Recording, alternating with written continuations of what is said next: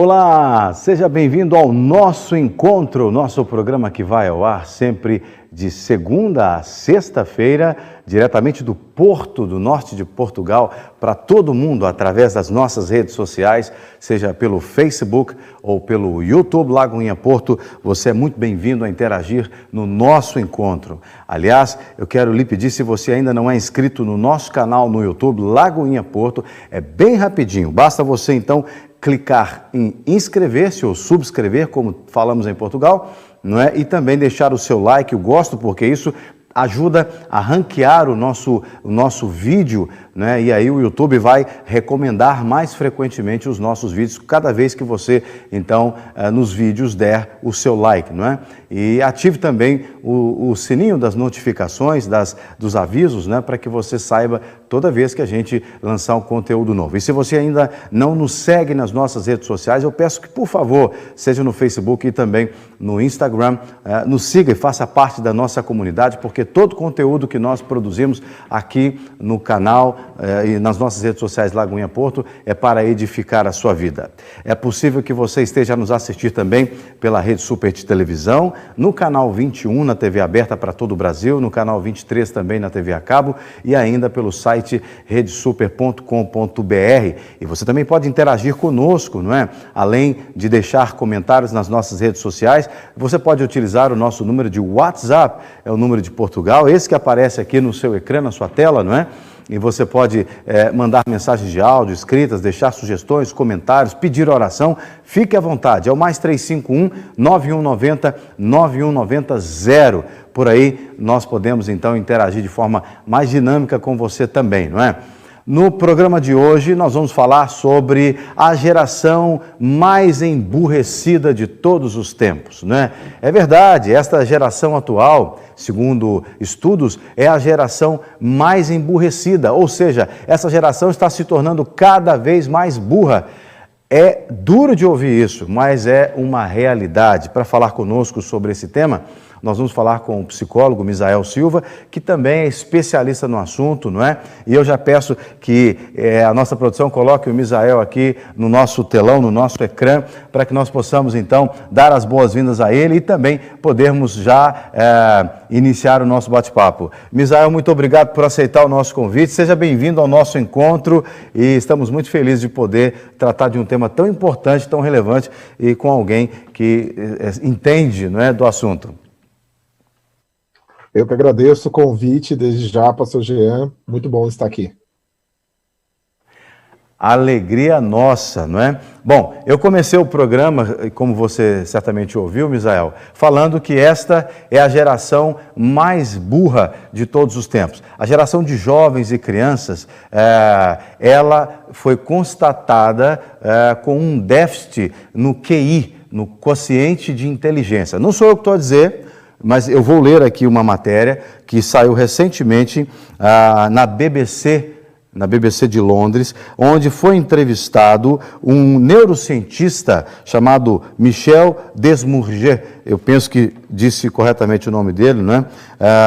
E esse Michel Desmourget, ele é responsável por essa pesquisa no Instituto de Pesquisa Nacional de Saúde da França.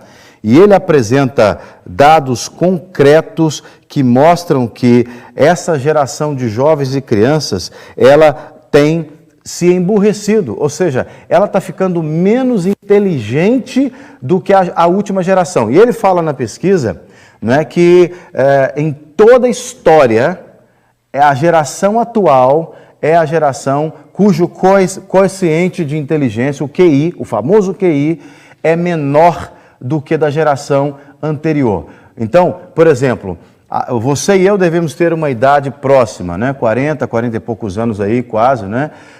Eu tenho 46, você deve estar por aí também, né? Se não está, está quase lá, né? Então,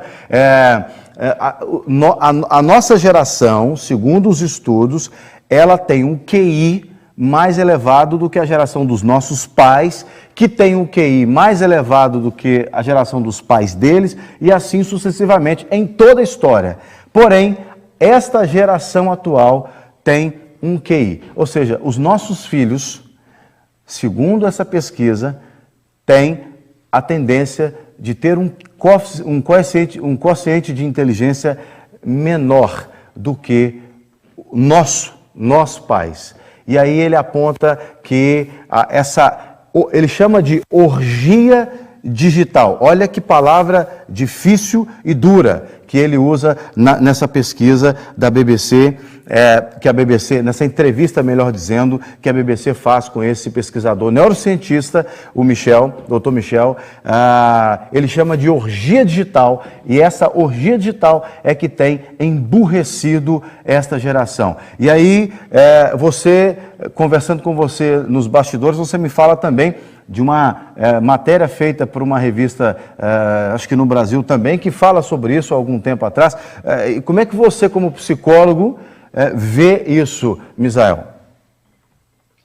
Então, vamos lá, né, pastor Jean? Esse assunto é muito pertinente porque ele fala dessa situação que estamos hoje, da tecnologia, inclusive sendo usada precocemente para crianças, muito cedo, mexendo, os pais acham muito bonitinho a criança pegar o celular, ficar mexendo, ou ficar horas ali vidrada na televisão, e isso gerar até uma certa tranquilidade, entre aspas, para os pais. E, na verdade, o que está acontecendo é que esse hiperestímulo visual, auditivo, está gerando não o estímulo que gera inteligência, mas o estímulo que queima neurônios. Então, quanto mais cedo crianças forem expostas à tecnologia, à tela, tanto de televisão, computador, quanto celular, precocemente, e quanto mais tempo ela ficar diante dessa tela, maiores serão os problemas da fala, serão os problemas da cognição, a capacidade de desenvolver uma linguagem gramatical correta, a compreensão e também as relações sociais.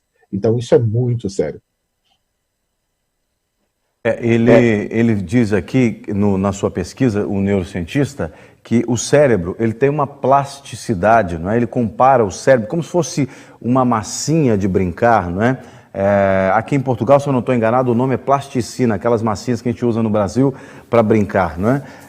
Eu estou traduzindo algumas palavras aqui porque nós temos o público também aqui de Portugal, não é? E então ele compara o cérebro, não é? Como essa massinha que ela até certa idade ela tá bem úmida, ela tem ela é moldável de alguma forma, não é? O cérebro é moldável até uma certa idade da criança, mas só que se ela para de estimular o cérebro com atividades que realmente são importantes para a cognição, para a sua coordenação motora grossa, fina, etc., não é?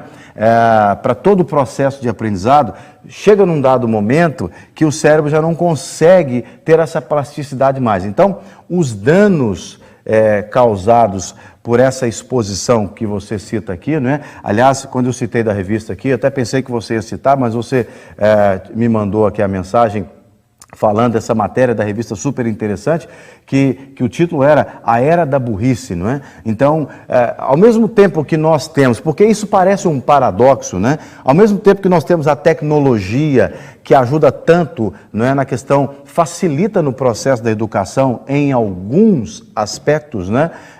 Em algumas áreas ela pode facilitar, por outro lado, ela vai roubar da criança em desenvolvimento, do adolescente, não é?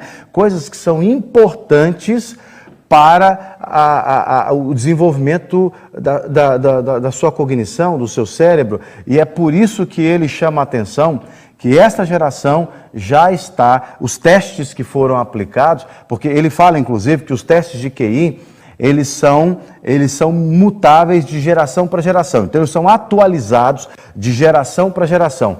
Mas que quando uma geração atual faz um teste que foi aplicado na geração anterior, não é? Dá para se ter ali a avaliação. E ele, nas pesquisas que ele participou, ele mostra claramente que essa geração atual está perdendo inteligência, não é? E aí, eu lhe pergunto, você como alguém da área, não é? Que áreas do cérebro e como essas áreas precisam ser desenvolvidas e quais áreas são estas áreas que devem ser desenvolvidas, que essa exposição digital acaba a prejudicar, não é? O que deixa de ser trabalhado na prática no cérebro humano por causa dessa exposição digital, que não é só a questão da exposição à luz da tela, não é? Mas também há algumas coisas que a pessoa deixa de fazer e, portanto, deixa de desenvolver áreas do cérebro que acabam, então, ficando prejudicadas. Ok. Então, pastor, isso é muito importante. O coeficiente de inteligência, ele é uma medida de vários aspectos da inteligência. Então, ou seja, a capacidade espacial, ou seja, de você se localizar no espaço, a capacidade verbal de você comunicar uma informação e conseguir passar uma mensagem a uma pessoa que se destina essa informação, a capacidade geométrica, né, de você conseguir ver um objeto, girar ele espacialmente, então a parte matemática, a parte lógica. Então você tem vários componentes que vão ser testados para medir o coeficiente de inteligência. O que a gente percebe, e o que tem dados também mostrando, é que a Holanda, Dinamarca, França, a Itália mediram o coeficiente de inteligência. Então, a cada 10 anos, eles estão perdendo números expressivos no coeficiente de inteligência. O que está acontecendo? Realmente as pessoas estão ficando mais burras. E por quê? Um dado muito interessante. Na idade que deveria ser dado, estimulado um livro, uma leitura para essas crianças, está sendo dado para eles o quê? Aparelhos eletrônicos. Então, ao invés dessa criança agora aprender a verbalizar, a conseguir ler através de uma palavra, decodificar uma informação e agora imaginar, transformar aquilo numa imagem mental, ela não é desafiada mais. Ela tem todo o conteúdo numa tela, ela não precisa imaginar, ela não precisa pensar, ela não precisa associar um som com uma imagem gráfica e transformá-la numa imagem mental. O que significa isso? A gente acha que a mente está sendo mais estimulada, mas na verdade a mente está sendo empobrecida. Por quê? Porque a imaginação não está sendo ali fabricada, ela tem toda a informação no desenho que ela está vendo. E aí o que ela tem que fazer é só tocar na tela. Então o que está acontecendo com os neurônios? Eles estão literalmente morrendo. Nós estamos estimulando demais, né, a área occipital, que é a área, né, que fica aqui atrás da sua nuca, que é responsável pela visão, e estamos diminuindo as atividades no lobo pré-frontal, que fica atrás da testa. É responsável pela tomada de decisão, pela capacidade de discernir entre certo e errado, o que é bom e ruim. Então, nós estamos trazendo problemas para a área da fala, nós estamos trazendo problemas para a área da imaginação, nós estamos trazendo problemas para a área da comunicação social. Por quê? Porque agora também essa criança fica muito tempo diante de uma tela e ela não sabe agora se relacionar com outra pessoa.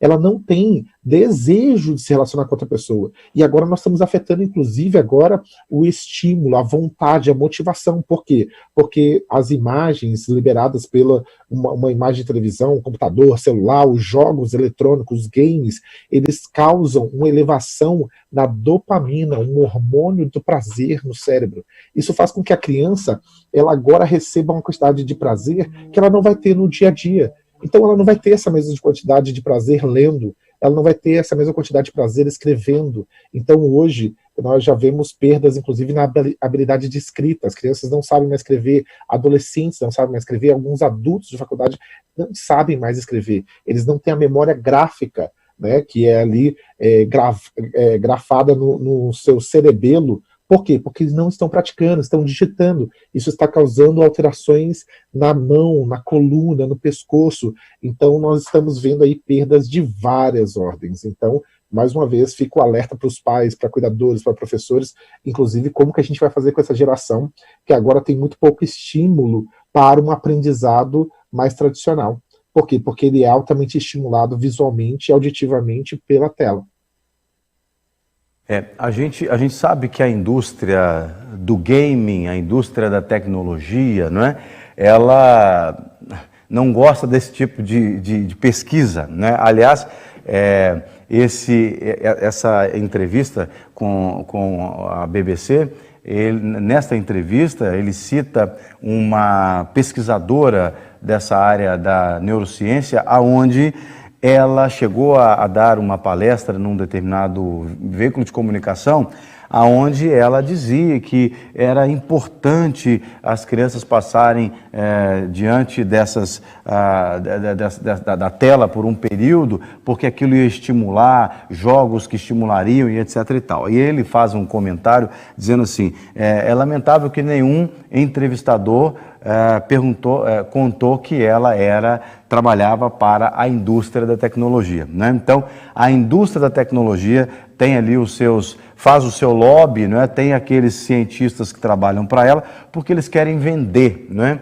E é verdade que ficou muito mais fácil, né? E muitos pais estão olhando só o momento agora, né? Agora parece ser mais fácil, você dá para uma criança. Ele cita que na Europa, em média, uma criança de 2 anos de idade passa pelo menos 3 horas por dia diante da tela.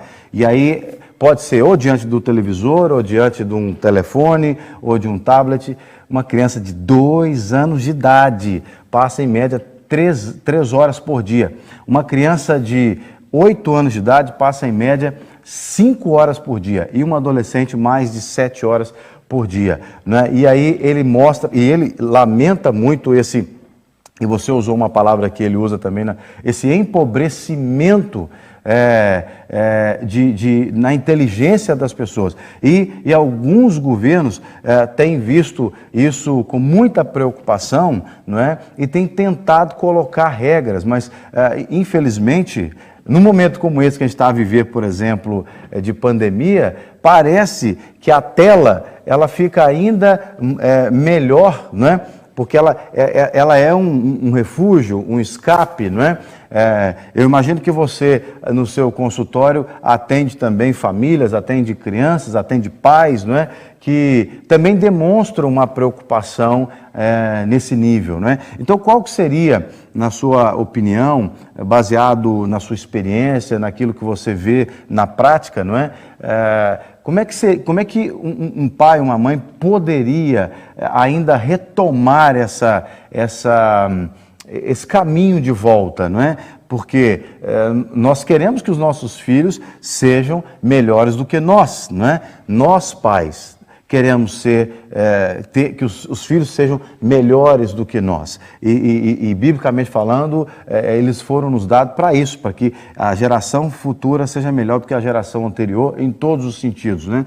Então, como é que pedagogicamente um pai ou uma mãe que até não tem, porque se o pai ou a mãe é da área, ele tem uma formação, né, é da área da educação ou é da área da psicologia, pode ser que ele esteja atento para isso. Mas um pai que não é da área, que trabalha o dia todo, que precisa realmente deixar o filho, a criança ocupada com alguma coisa, né? Que tipo de atividade prática, simples, que uma criança poderia fazer dentro de casa, num espaço menor, né? Porque a gente sabe também que hoje a questão da segurança é um fator bastante complicado, né? Para que, por exemplo, na nossa época a gente brincava na rua, jogava bola, né? Quando a gente era criança e não tinha tanto problema assim, pelo menos a gente não via tanto problema assim, né? E hoje já não é bem assim, não é?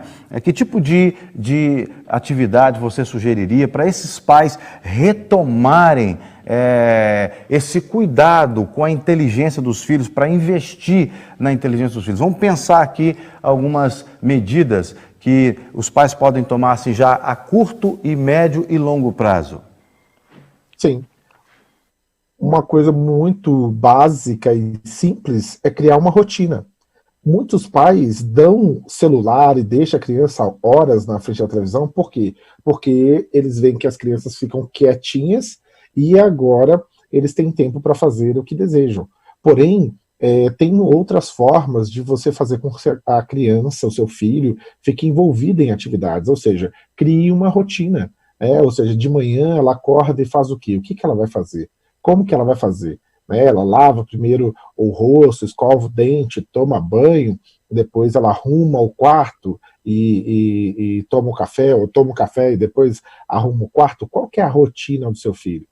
Depois, o que ele tem que fazer? Ele tem que ler um livro, ele tem que estudar, ele tem que orar, o que ele vai fazer? Entendeu? Então, ou seja, muitos pais não têm uma rotina para a criança, e aí a criança sem rotina, ela tem uma agitação própria. Por quê? Porque ela tem energia, ela é uma criança.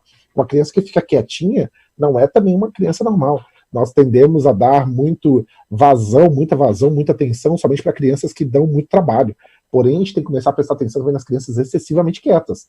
Então, uma criança excessivamente quieta não é algo normal, assim como uma criança também agitadíssima não é normal. O que a gente tem que fazer, então? Crie uma rotina, esse é o ponto 1 mais básico. Depois, crie limite. Ou seja, você tem que ter um tempo para que o seu filho use, né, a internet. Então, vamos pensar, crianças abaixo de 6 anos, no máximo 15 minutos por dia, né, deveria ficar em algum conteúdo eletrônico. 15 minutos por dia. Acima dos 6, meia hora, né, no máximo 1 hora, acima dos 12, 1h30, 2 horas. Okay? Isso seria o ideal para que você não tenha problemas cognitivos, não tenha problemas, né, realmente desse emburrecimento, desse empobrecimento cognitivo do seu filho, para que possa, de alguma maneira, né, ele fazer parte também da tecnologia. Nós temos que ensinar a ter um uso que também seja útil, porque você vai ver que é um problema, eles mexem muito no celular, mexem muito no computador, mas eles não sabem realmente ter um bom uso das ferramentas da internet. Ou eles estão jogando, ou eles estão na rede social. Eles não sabem fazer uma pesquisa, por exemplo, no Google, não sabem fazer uma pesquisa para algum tipo de trabalho acadêmico. E a gente tem que ensiná-los a outras ferramentas, PowerPoint, né, a fazer um texto no Word, né, a escrever, a ler outros conteúdos. Então, tenha uma rotina, crie limites e dê um aprendizado correto com as tecnologias.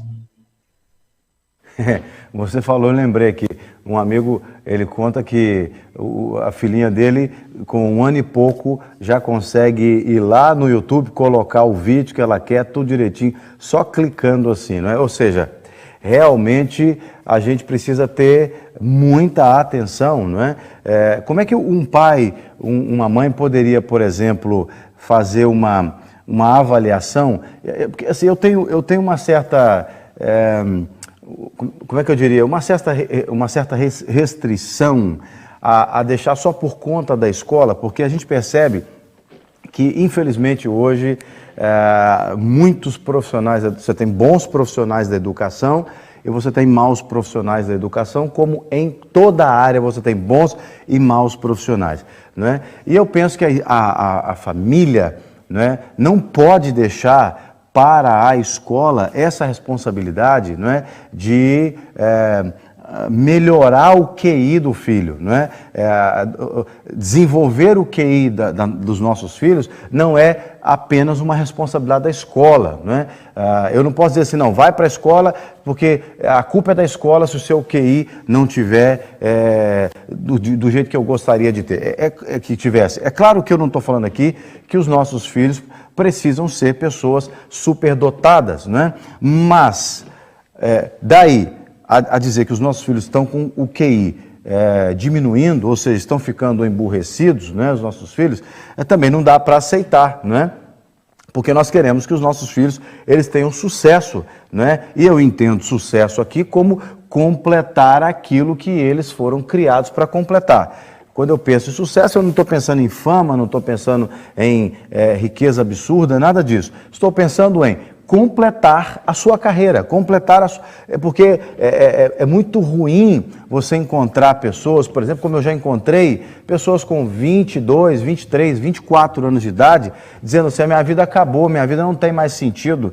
Quer dizer, para mim é que não faz sentido ouvir uma coisa dessa vindo de uma pessoa que supostamente está cheia de vida, né? Tem supostamente uma vida longa. Então isso tem muito a ver conosco, pais, com a maneira como nós incentivamos os nossos filhos, com a maneira como nós investimos neles. Então, eu penso que nós não podemos deixar para a escola, e principalmente, né, quando a escola ela é apenas uma ferramenta, como a gente sabe que em muitos lugares, não só no Brasil, mas no mundo, né?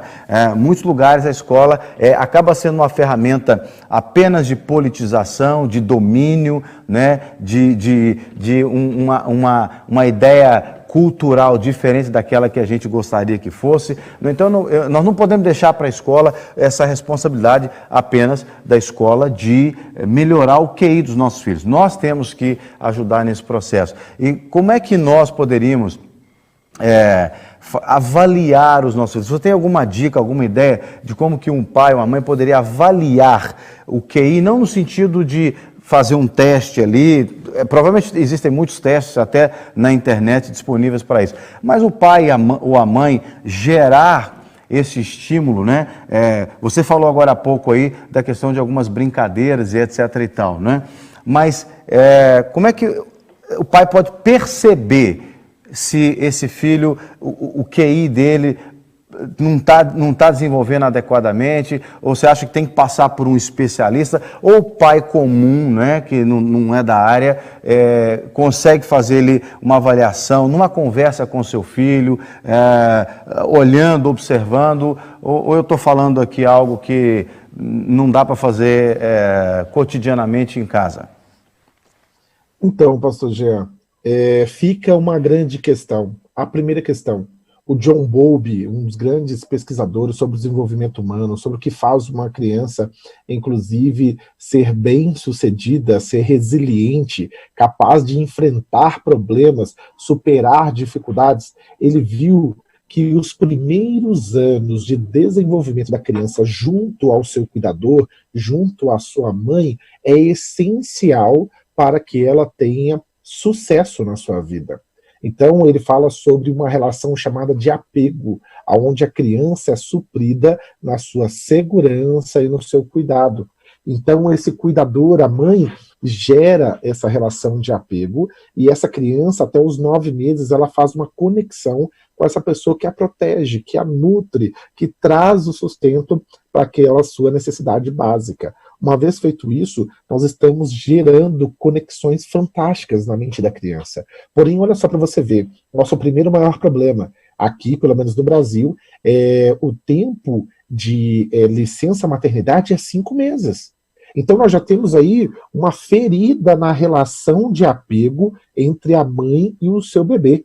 E isso já vai causar problemas. Agora imagina, né, a perda, nós não foram no mínimo uns 9 meses para gerar essa relação de apego, foram 5 meses, até às vezes 4 meses, essa criança já vai para uma creche e fica lá um tempo muito grande, muitas vezes num berço, sem estímulo, são muitas crianças, poucos cuidadores, então essa criança já vai ter uma perda ali na sua fala, na sua capacidade de reconhecer o cheiro da mãe, um sentimento de insegurança, a sua amígdala vai entrar em estado de alerta, a amígdala, ela capta a sensação de medo, ela registra no hipocampo, essa memória vai ficar para sempre, de medo na criança. Muitas crianças hoje têm medo porque tiveram uma ruptura na relação mãe-bebê muito precoce e isso ficou registrado na mente dela. A gente não pensa sobre isso. Agora chega ainda a internet, chega os meios de comunicação, chega a tecnologia para tentar suprir essa carência, essa falta. Muitos pais não sabem nem quais são as fases dos seus filhos, não viram as mudanças, quando ele começou a andar, quando ele começou a falar, quando ele começou a ter ali a coordenação motora fina, de pegar uma canetinha e pintar. Então, muitos pais hoje não têm tempo com seus filhos para observar isso sequer, que para mim já é um grande problema. Ou seja, os pais não têm uma memória do desenvolvimento dos seus filhos. Eu entendo que tem muitas pessoas que realmente precisam trabalhar, não tem outra opção. Porém, nós teremos que fazer uma escolha em breve. Você vai ver que na Alemanha, hoje, é 1 ano e 3 meses de licença maternidade. E em alguns países da Europa é mais de 1 ano de licença maternidade. Inclusive incentivando as pessoas a terem filhos, porque as pessoas não querem mais ter filhos. Né? E você então vai ver que tudo isso são prejuízos para o desenvolvimento da criança, e muitos pais veriam esse desenvolvimento aonde? No cotidiano, com a criança. Conversando com ela, vendo ela desenhar, vendo ela pintar. Uma criança agora que desenha, uma criança que já começa a falar, uma criança que começa a desenvolver sua fala, falar as primeiras palavras. ela tem que aprender com o quê? Neurônio espelho. Neurônio espelho aprende por observação, por imitação, por convivência, mas as crianças não convivem mais com seus pais. Elas convivem com outras crianças, então o que elas estão aprendendo a falar? Então elas não estão aprendendo comportamento, e pior, elas não estão aprendendo agora sobre as suas emoções. Então, você vai ver que no desenvolvimento de sucesso, nós precisamos de crianças emocionalmente saudáveis. Então, quando elas veem os pais estão muito cansados, já estão estressados, já estão com os seus problemas no trabalho, com os boletos chegando. Então, o que essas crianças estão aprendendo?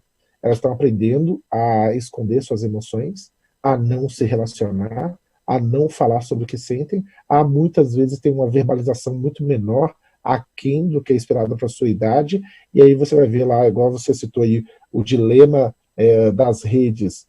Você vai ver que essas crianças agora não querem se relacionar com pessoas, nem amorosamente, afetivamente, o que dirá socialmente, mas ela se expõe de uma maneira assim muito agressiva na internet. Na tela ela é totalmente expansiva, mas no real ela é tímida, ela é fechada, ela não sabe como conversar. Por quê? Porque nós estamos criando, infelizmente, essa incongruência. A rede está sendo a realidade onde essas crianças, esses adolescentes se sentem melhores, e infelizmente os pais não estão observando. Por quê? Porque não tem tempo com a criança. Então, se eles tivessem tempo para brincar, para ler junto, para falar assim, filho, lê isso daqui, vamos ler isso aqui junto, e aí ver o filho lendo, poxa, meu filho está com dificuldade para ler, mas ele não tem mais tempo para isso. Olha, vamos escrever uma carta, né, vamos brincar aqui de desenhar, vamos fazer uma figura, aí o filho desenha uma figura toda esquisita, cabeça separada do corpo, o pai não tem tempo para perceber isso. Ele, olha, tem algum problema aqui na visão espacial do meu filho não está sabendo como desenhar uma casa, ele não está sabendo como desenhar uma árvore. Então, ou seja, às vezes nessas pequenas brincadeiras cotidianas daria para ver se o filho está sofrendo algum problema. E uma coisa muito importante, né, pastor, não sei se dá para colocar aquela imagem, uma primeira coisa que está mostrando um tempo excessivo de tela. As crianças estão ficando míopes, literalmente míopes, pelo tempo excessivo que está agora tendo, né, ou seja, ardência nos olhos, né, você vai ver então esse dado mostrando que 70%, né, das crianças e jovens fazem uso da internet ao menos uma vez por dia, e 20% das crianças em idade escolar apresentam algum problema de visão. Isso é muito sério. Né? Ou seja, 50 milhões de brasileiros apresentam já distúrbios da visão, e você vai ver agora distúrbios também na mão, né? Agora dores nos polegares e também no pulso, e agora um encurvamento da sua coluna e da cervical. Por quê? Porque fica muito tempo abaixado, né, usando o celular. Então nós estamos tendo alterações cognitivas, emocionais, psicológicas, comportamentais e agora também até estruturais físicas. Isso é muito sério. Né? Então eu vejo que o tempo dos pais está ficando escasso com os filhos e nem observação mais eles conseguem ter. Por quê? Porque eles não sabem agora, eles não têm na sua memória o desenvolvimento do filho.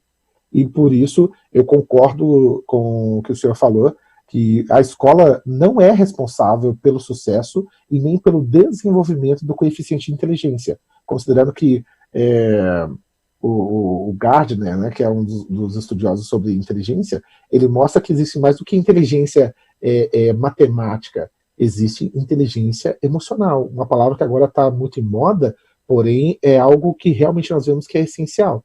Uma pessoa que sabe fazer um cálculo matemático, mas não sabe conversar com alguém, não sabe expressar as suas emoções, ele não vai ter sucesso na sua vida. E isso se aprende em casa, com as suas representações, com seus pais, vendo, tendo um relacionamento familiar saudável, enfim. A família é essencial nesse processo. E quando a gente traz um tema desse no programa, né, e foi intencional, né, eu escolhi essa frase, que é a geração mais emburrecida da história, né, exatamente para chocar as pessoas, para que as pessoas entendam, né, que alguma coisa precisa ser feita. Agora, eu não posso esperar o governo fazer, eu não posso esperar a escola fazer, eu não posso esperar um cientista aparecer aí com uma solução pronta, porque nós vivemos numa época em que delivery para tudo, né? Então é o fast para tudo, fast food, é o fast isso, fast aquilo. Ou seja, você liga, pede, entrega na sua casa, né? Ou seja, nós não podemos ficar esperando que alguém traga a solução para nós. Nós vamos ser responsabilizados, né? E nós vamos prestar contas. Não só para a sociedade, mas para o próprio Deus, né? E aí, como um cristão, eu falo isso sem medo de errar. Eu cuido de pessoas que muitas vezes chegam para a igreja com feridas terríveis geradas pelas figuras paternas, né? E maternas, obviamente. Então, nós temos essa responsabilidade. Quando a gente traz um tema desse para o programa, é para fazer as pessoas pensarem. Alguma coisa tem que ser feita e cada um tem que fazer a sua parte. Lá na minha casa, eu não posso esperar que o Misael cuide dos meus 3 filhos para mim, eu tenho que fazer. Aí alguém vai dizer, Jean, mas é porque você não sabe a vida que eu tenho, a lida que eu tenho. Meu amigo, eu sou responsável por uma igreja, eu sirvo muitas pessoas, mas eu não posso tirar o olho da minha família, da minha casa, não é?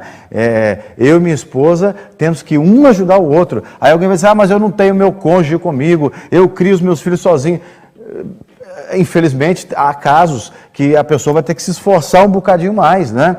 Mas não pode desistir, tem que segurar firme, porque os nossos filhos, né, eles nos foram dados como um presente. Daqui a pouquinho, no devocional, eu vou falar sobre isso. É uma responsabilidade, né, para nós cuidarmos dos nossos filhos, né, mas eles também serão um motivo de muita alegria quando nós gastarmos tempo para investir neles agora, não é, para que no futuro eles nos deem muitas alegrias. E muitos pais querem o fácil agora, né? Não, toma esse telefone, querem o fácil agora, mas lá na frente vão ter que aguentar com o mais difícil, né?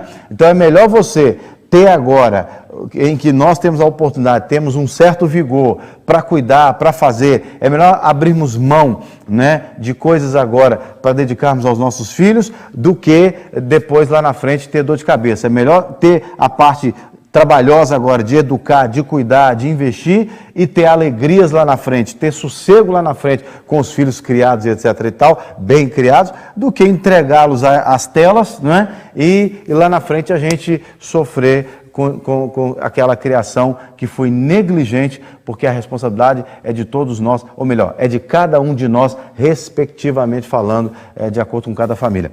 Bom, Misael, eu quero lhe agradecer, peço que você deixe as suas considerações finais, foi muito bom tê-lo aqui conosco, espero poder receber você no nosso encontro em outros momentos também, viu?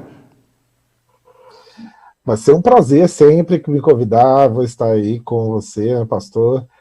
Eu acredito que esse tema, como eu falei no início, é pertinente, é atual. Muitos pais precisam decidir como vão fazer, realmente, se eles vão preferir uma tranquilidade, uma pseudo-tranquilidade agora, para depois sofrer, né? Ou seja, você pagou, investiu caro na educação do seu filho e, infelizmente, não está cuidando do maior órgão que é responsável pela inteligência, pelo sucesso do seu filho, que é o cérebro dele. Quando você aceita que o seu filho faça uso excessivo de celular, de televisão, de videogame, você está, na verdade, lesando o cérebro do seu filho. Ele não está ficando mais inteligente, ele está ficando, infelizmente, mais emburrecido. E isso realmente é responsabilidade dos pais. A gente não pode terceirizar isso, porque futuramente quem vai pagar o preço é a própria família.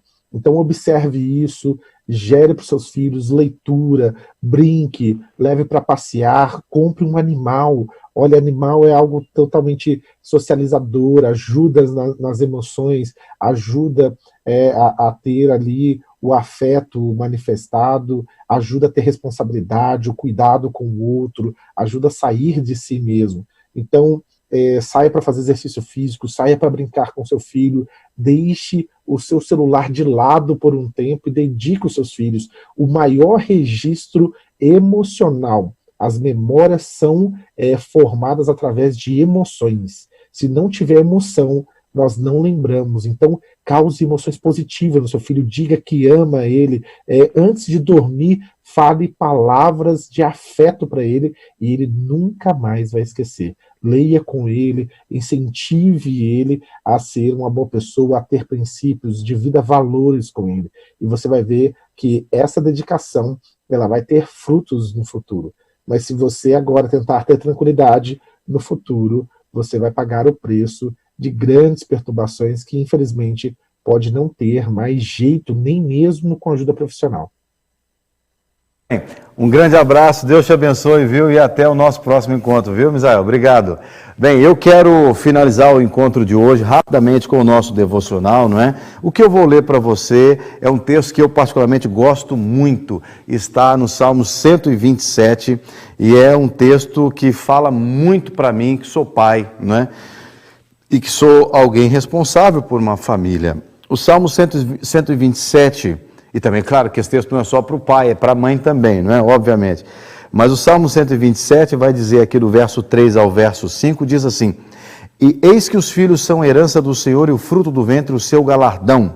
Como flechas na mão de um homem poderoso, assim são os filhos da mocidade. Bem-aventurado o homem, né, o ser humano, a pessoa, que enche deles a sua aljava. Não serão confundidos, mas falarão com os inimigos à sua porta. Bem, o que esse texto está dizendo, não é? Que os filhos são, sim, herança do Senhor. Eles são bênçãos do Senhor. E ele compara os filhos como as flechas na mão do arqueiro, do guerreiro. E se você pensa bem, tenha aí em mente agora a imagem do arqueiro com as suas flechas. Ele tem a aljava, aquela bolsinha no verso, onde ele tem as flechas. Então ele tem várias flechas aqui na sua aljava e ele lança a flecha. Mas até o momento de ele lançar a flecha, ele teve que preparar essa flecha, afiou a flecha, cuidou da flecha, preparou para que aquela flecha, quando fosse lançada, chegasse no lugar aonde o arqueiro não chega. A flecha chega num lugar aonde o arqueiro não chega.